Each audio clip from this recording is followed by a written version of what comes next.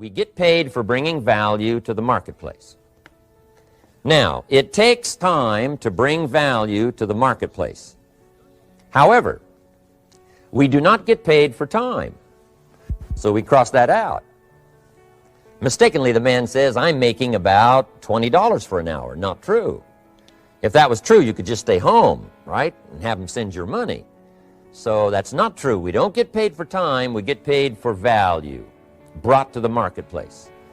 Now, since that's true, here's one of the key questions of my talk to you today. Is it possible to become twice as valuable to the marketplace and make twice as much money in the same time? Is that possible? The answer is yes. Could you become 3 times as valuable as you might be right now to the marketplace and make 3 times as much money in the same time? And the answer is yes. 5 times, 10 times? Of course. America is unique. It's a ladder to climb.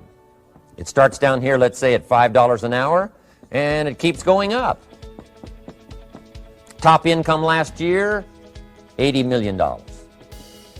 The guy who runs Coca-Cola.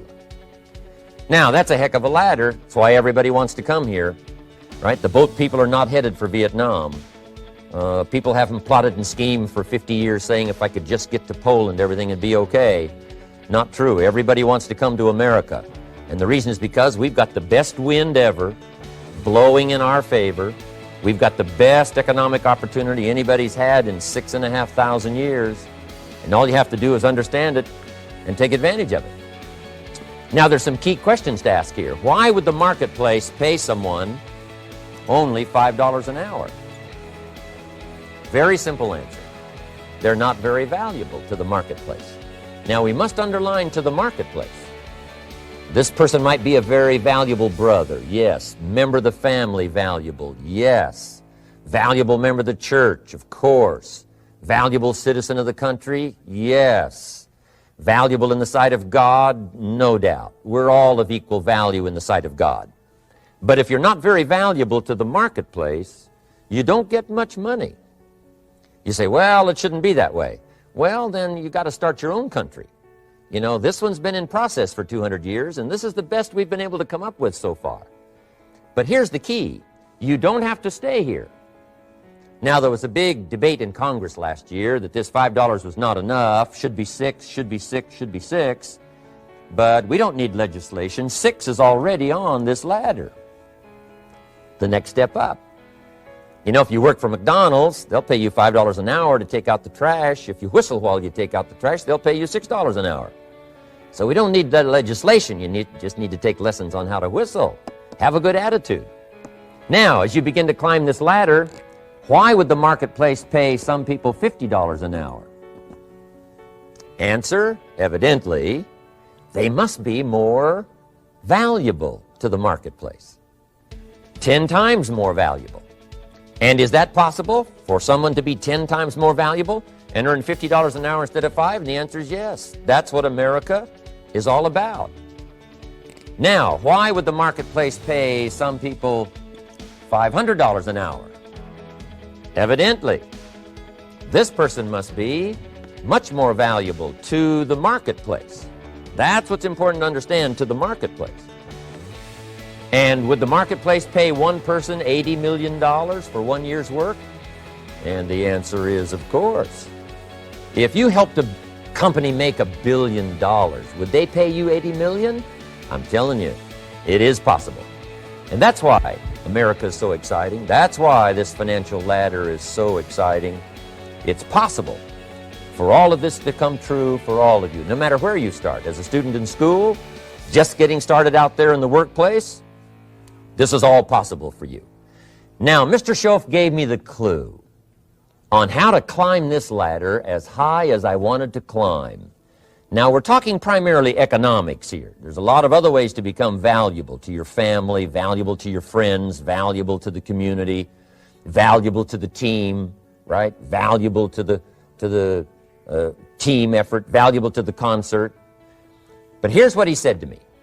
In climbing this ladder economically, all you have to do is work harder on yourself than you do on your job. Once I heard that, it made sense to me.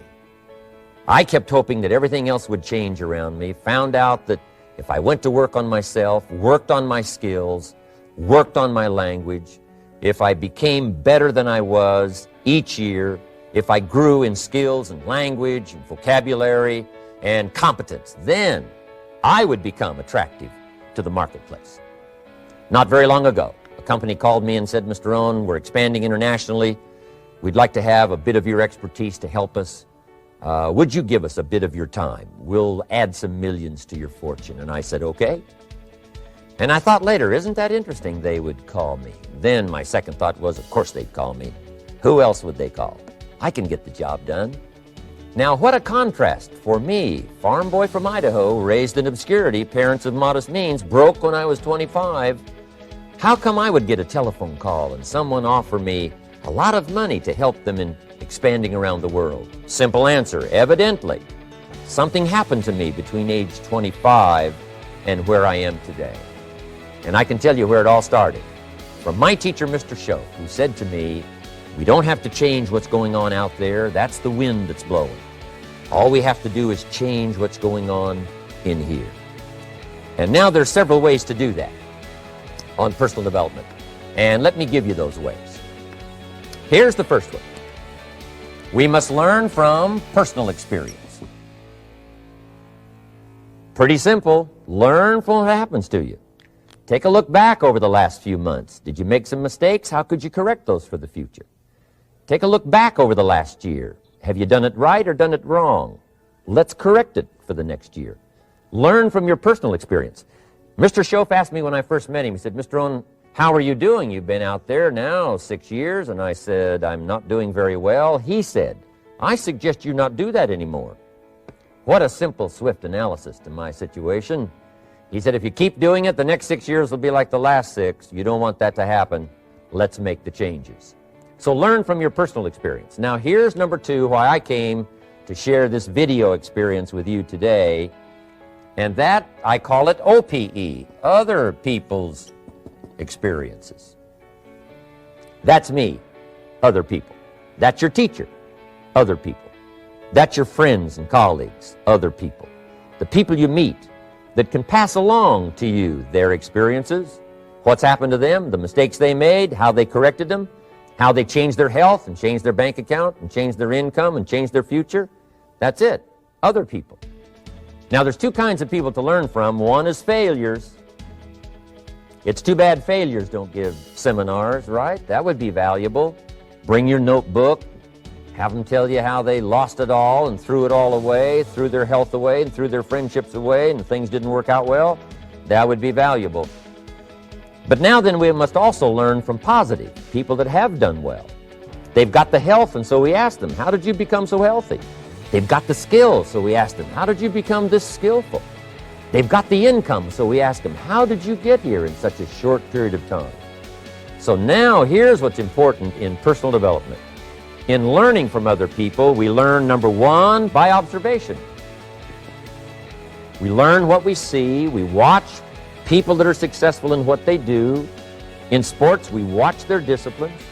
In business, we watch their disciplines. By observation, what we can see. The reason I created this video was something that you could see someone's experiences translated for you.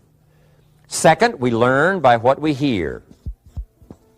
I've got some of my lectures on cassette tapes, so you can take them with you wherever you go and learn by listening. Turn your car into a mobile classroom and listen.